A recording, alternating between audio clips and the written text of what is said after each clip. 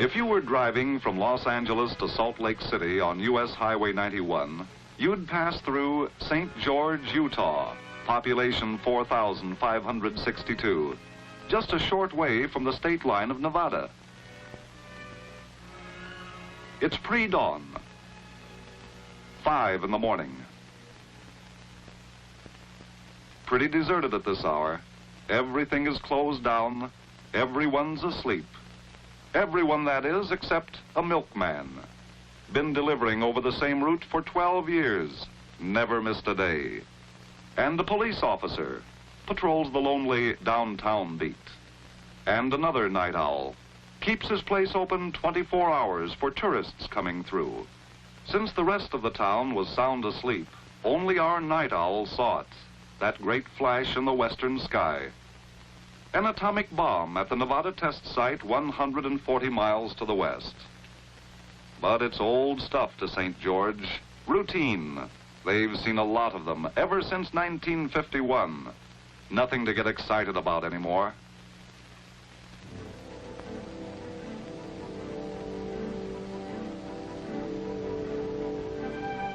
As this thriving community went about its business, youngsters on their way to school, housewives starting on the chores of the day, merchants opening their doors, the folks at home listening to the radio program.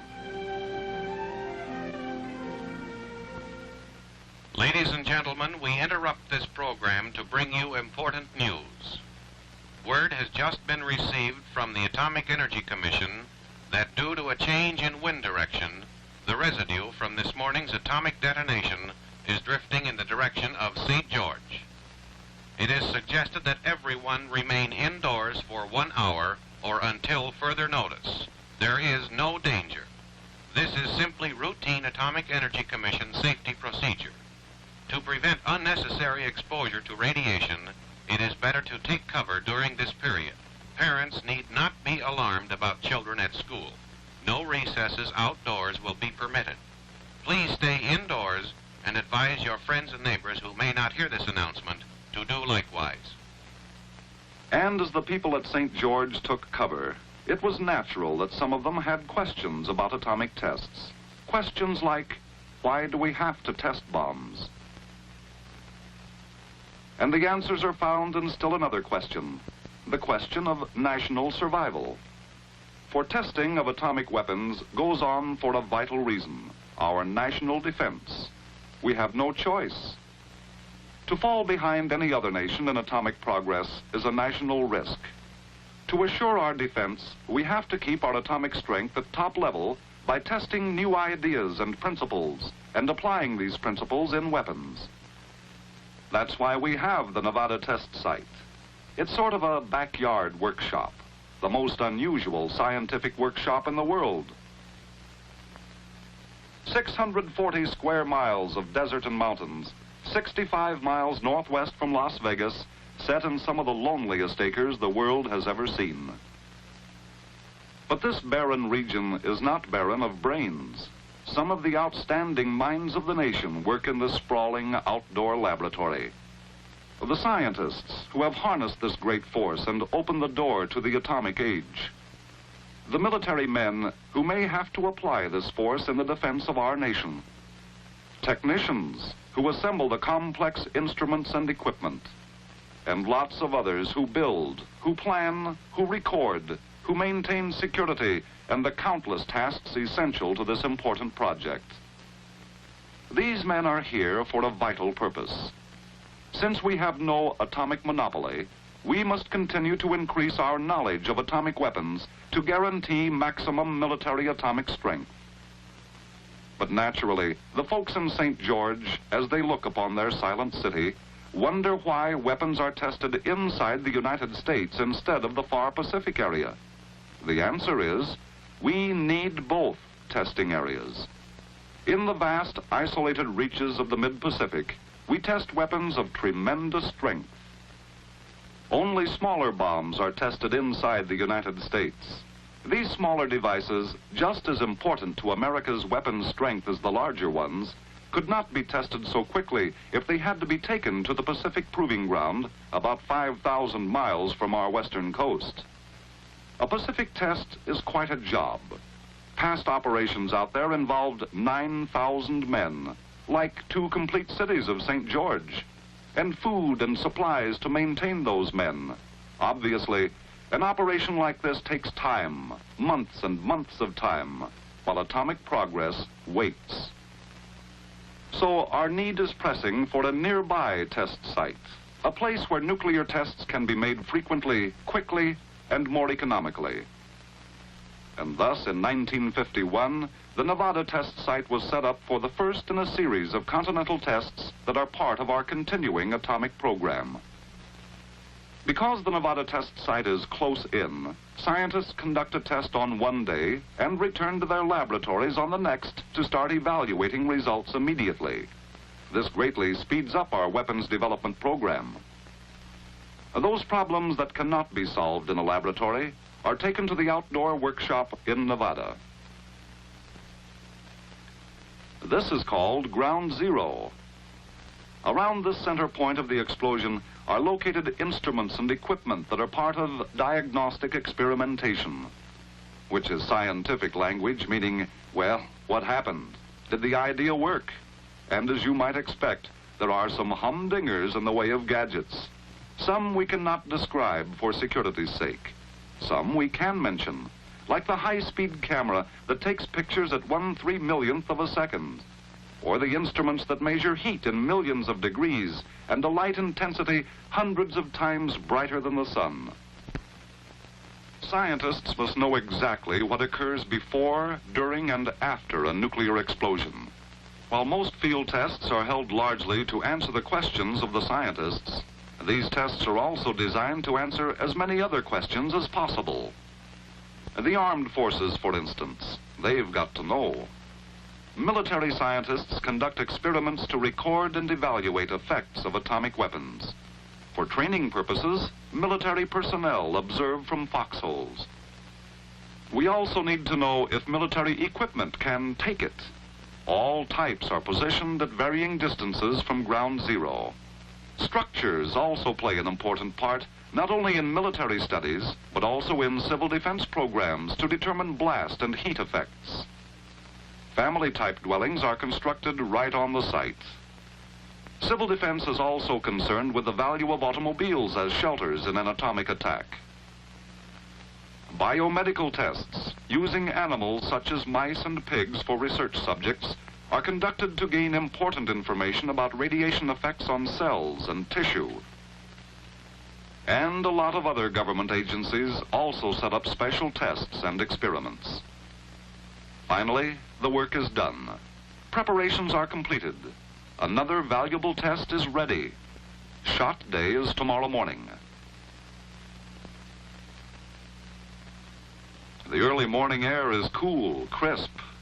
The outdoor laboratory workshop is deserted, silent. A series of activities now proceed on a prearranged schedule. Notice is sent to all nearby communities that the shot will go as scheduled. Planes take to the air for sampling, tracking, and photography. In ample time before the shot, mobile monitoring teams are directed to the path of the radiation fallout as predicted by the weather forecast. At their stations in the control point, perhaps 8 miles from the tower, are the key men of the test, the scientists. To them, this is the payoff, the climax of careful planning and preparation. The test pattern is complete. Attention, please. Minus 15 seconds.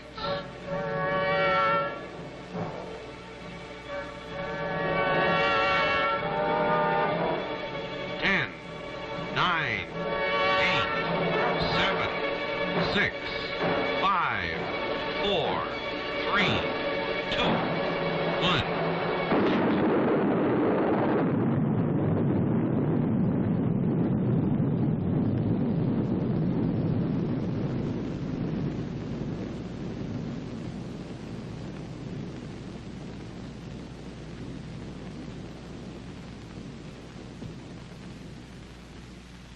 The tower of steel is now only a tower of smoke.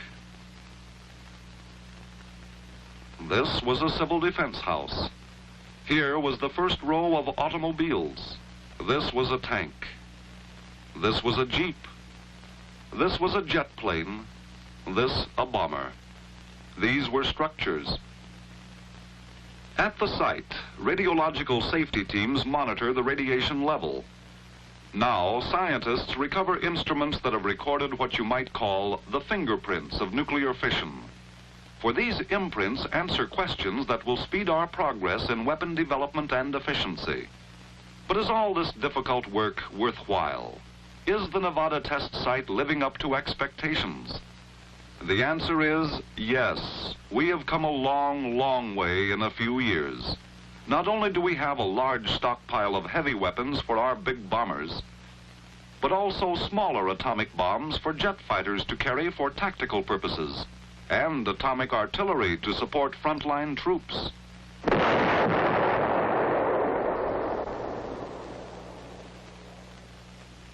Gathering strength for the long-term defense of freedom, we now have a family of weapons for a broad range of military uses, to discourage aggression, to support peace, and their number, variety, and efficiency has been greatly increased.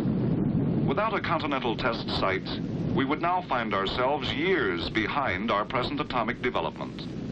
And this is why the Nevada test site is absolutely essential as a backyard workshop. Okay, so Nevada is important. So we have to test bombs out there for national defense. But what's being done about the safety of the public? Well, to answer this question, to understand the extensive precautions taken for public safety, let's go to the control point, the nerve center of the outdoor laboratory. The test organization staff is meeting, as it does before every shot. Go or no go? That's the question before the test manager and his advisors, experts in the fields of biology and medicine, public health, meteorology, and blast. Before a nuclear device is detonated, every possible precaution is taken for safety. Public safety is the main consideration. There are three factors to consider. First, light. The brilliant flash can cause momentary blindness to a pilot or to a motorist. Aircraft are warned through Civil Aeronautics Authority of the zone closed to air traffic at all altitudes. Motorists are temporarily halted on nearby highways. The second factor is blast. As a further careful precaution, relatively small charges of high explosive are set off at 1 and 2 hour intervals before the atomic detonation. Sensitive scientific instruments at various points around the test site record the results of the high explosive blast, thus enabling the test organization to predict the effect and direction of the blast from the upcoming atomic detonation. Minor damage is minimized by warning communities to open windows and doors to equalize pressure. And, of course, the test itself will be postponed if it appears that a community might be hit hard by blast. The third effect is radiation. Let's consider radioactivity and the weather conditions which determine what happens to it. As the test staff considers all vital factors involved in the test operation, of top importance is the weather forecast. Weather, as well as technical factors, are reviewed and evaluated by the experts in arriving at a decision. If conditions seem unfavorable, or become so at any time up to 10 minutes before shot time, the test is postponed. If conditions seem favorable and safe, an order to proceed is issued. After a shot has been fired, the atomic cloud, like a giant vacuum cleaner, has sucked up dirt and debris from the Earth and is full of radioactive particles. Is it dangerous? Yes, right now it is. You wouldn't want to go into it, but neither would you deliberately walk into a blazing fire. You have to use common sense. There may be an area of real danger which may extend a few miles from ground zero. This is one reason why entry into the test site is restricted. Helicopters warn hunters, hikers, and desert migrants to avoid the test site region. Yes, livestock grazing within a few miles of the site of detonation have, in a few instances, suffered skin and eye injuries from radiation, but otherwise were in good health. Justified claims by owners have been compensated. Extensive studies have concluded that animals grazing at greater distances have not been injured by radiation. The AEC will continue to give advance notice to livestock owners. To minimize the area of real danger and reduce the fallout outside the control area, only relatively small nuclear devices are tested in Nevada, leaving the larger detonations to the Pacific. As the cloud moves out, it becomes dispersed, and at the same time its radioactivity rapidly decreases. Past experience has shown that some activity will be detected across the country. The important thing is to keep the amount of radioactive contamination to as low a level as possible for human exposure. This is not left to chance. At the control point, the path of the cloud is charted with the greatest possible accuracy. This can be done because the cloud leaves a trail as it moves along, a trail of radioactive particles that can be detected and measured. Some of the tiny radioactive particles settle back to Earth as the wind disperses the cloud. These particles are called fallout. The bulk of the particles soon fall out and the cloud disappears. An invisible remnant of radioactive material is lifted high, wide, and far by the winds, eventually settling to Earth. But radioactive fallout beyond several miles from the test site has not been known to be serious. It has not constituted an appreciable danger to persons, animals, crops, property, or industry. We must remember that radiation is not a new thing on this Earth of ours. Since the beginning of time, the Earth has been bombarded by radiation from outer space. Cosmic rays and high-energy particles rain down from space upon each and every one of us every second of our lives. We are also struck by radiation from the materials in the Earth itself. All this is known as background radiation. It is part of nature. We can't control it. Radiation from fallout temporarily adds to this background level. It is the total amount of radiation that is important. That is why very careful considerations are given for firing every atomic test shot, so that the fallout will add as little radiation as possible to that of natural background sources. Yes, the very nature of testing weapons for national defense requires we accept the possibility of some exposure to additional radiation. There is some potential risk. But this additional radiation has been kept far below harmful amounts in areas beyond a few miles outside the test site boundaries. The rigid requirements controlling the firing of each nuclear device have made this control possible. To provide even further assurance, radiation monitoring teams are continually on the job during the test periods, guarding the safety of the public. In fact, a monitoring system on a national scale has been established to keep track of the movement and direction of the cloud. Monitoring is not confined just to areas near the test site. Moving outward from the outdoor laboratory, you would find 15 fixed air sampling stations in the vicinity of the test site, and special mobile monitoring teams operated jointly by the Atomic Energy Commission and the U.S. Public Health Service. These teams must be able to move quickly into the projected path of the atomic cloud. Instruments and equipment are set up to determine the background radiation level before the cloud arrives, and readings are continued for several days after the cloud has passed. Special Air Force planes follow the cloud approximately 600 miles from the test site. Reports from all mobile monitoring teams are flashed regularly by radio and phone to the control point at the test site. This information is used effectively in many ways, such as keeping public health officials informed in the states adjacent to the test site. Through the cooperation of about 100 U.S. Weather Bureau stations, Samples of the atomic cloud are collected on gummed paper throughout the United States and sent to AEC's Health and Safety Laboratory in New York City for counting. These samples from many localities of the United States are processed, and at a glance we know how much fallout dropped in every section of the country. This information is for the use of health authorities, research people, scientists, industry using sensitive materials. It is given to the U.S. Weather Bureau, whose meteorological specialists further evaluate and analyze the fallout reports. These reports, incidentally, are extremely useful to meteorologists in the study of wind currents and the movement of air masses. Radiation in the air acts like dye placed in water. It can be traced. Its direction and speed can be recorded. Some people think atomic bombs can affect the weather. Following extensive studies, no relationship between atomic detonations and weather has been established. An atomic bomb is puny compared to the forces of nature and is completely lost in the vast oceans of the sky. What then was the story at St. George? Here are the facts. The go or no-go meeting, after carefully reviewing all factors, found conditions were favorable.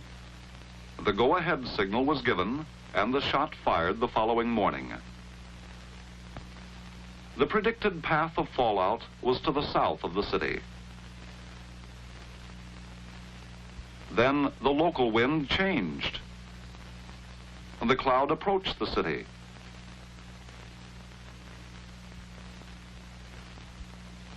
The word was spread throughout the community, and the citizens calmly took cover. 1 hour and 50 minutes later, at 11:25 a.m., the all-clear announcement was broadcast.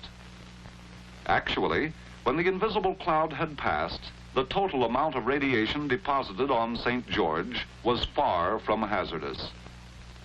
Then you may ask, why were the people asked to stay indoors?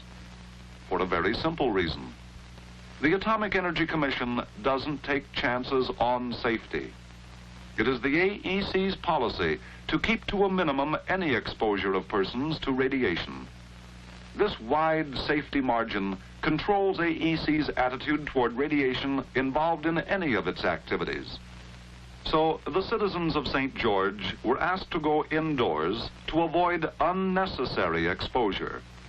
The amount of radioactivity that fell on St. George was not dangerous.